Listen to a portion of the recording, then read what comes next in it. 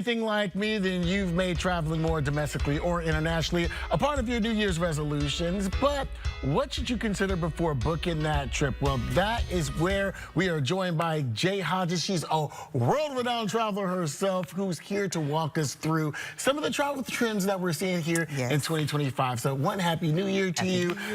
What are you seeing in terms of travel trends? Yeah, so starting off, we're looking at untouched tourism, okay? So forget the overcrowded tourist traps. We've been there, we've done it, okay? Yes. We want something new. We want something fresh, you know? And the savvy travelers are really looking into the lesser known destinations as well as the authentic experiences. Okay. Yes, that's what they're doing, yeah. So Vietnam, New Zealand, Cappadocia, Turkey, where you can see the hot air balloons over the sunrise, yes. Okay, give me one other that people are doing.